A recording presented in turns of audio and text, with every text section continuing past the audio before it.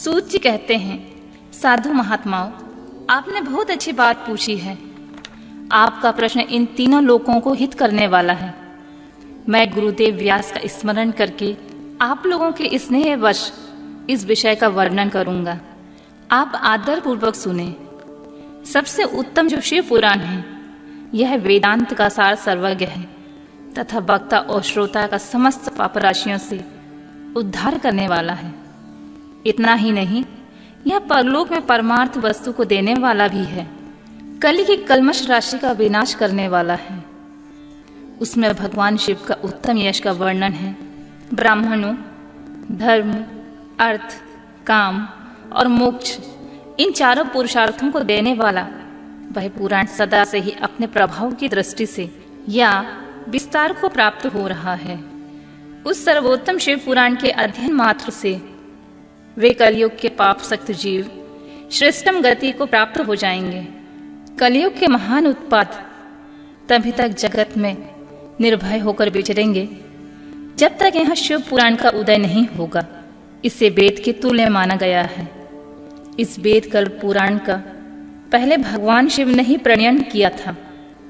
विदेश्वर संहिता, रुद्र संहिता, विनायक संहिता, उमा संहिता, मातृ संहिता, एकादश रुद्र संहिता, कैलाश संहिता, शतरुद्र संहिता, कोटि रुद्र संहिता, सहस्त्र कोटि रुद्र संहिता, वायवीय संहिता तथा धर्म संहिता, इस प्रकार पुराण के 12 भेदीय खंड हैं। ये 12 संहिता अत्यंत पुण्यमयी मानी गई हैं। ब्राह्मणों, अब मैं उनके श्लोक की संख्या बता रहा हूँ। आप लोग यह आदरपूर्वक सुने। विदेश्वर संहिता में 10,000 श्लोक हैं।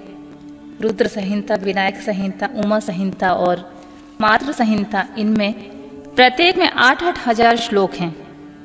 ब्राह्मणों, एकादश रुद्र संहिता में 13,000, कैलाश संहिता में 6,000, शतरुद्र संहिता में 3,000, कोटि रुद्र संहिता में 9,000, सहस्त्र कोटि संहिता में 11,000, वायवीय संहिता में 4,000 और धर्म संहिता में 12,000 श्लोक हैं।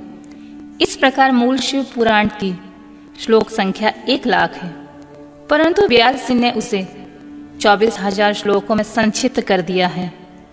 पुराणों की क्रम संख्या के विचार से इस शिव पुराण का चौथा स्थान है। इनमें 7 संहिताएं हैं। पूर्व काल में भगवान शिव ने श्लोक संख्या की दृष्टि से 100 करोड़ श्लोकों का एक ही पुराण ग्रंथ ग्रथित किया था।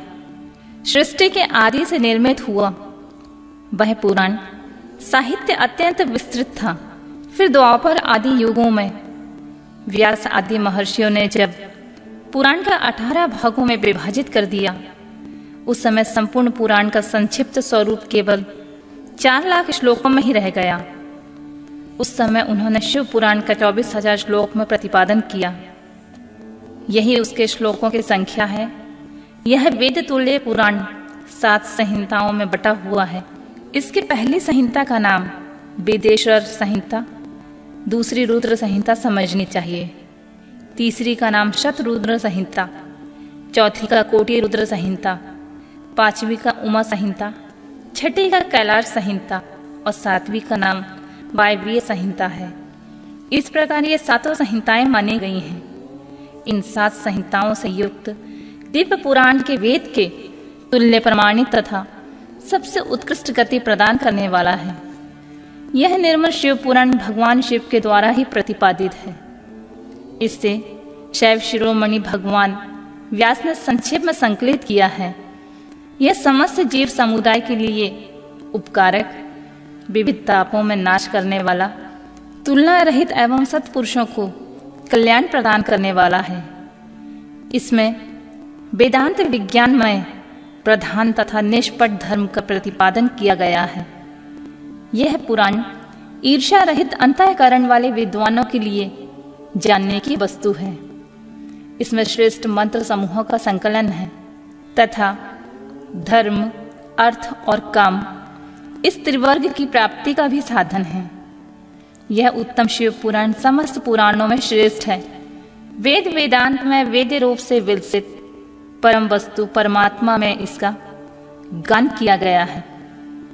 जो बड़े आदर से इसे पढ़ता और सुनता है, यह भगवान शिव का प्रिय होकर परम गति को प्राप्त कर लेता है।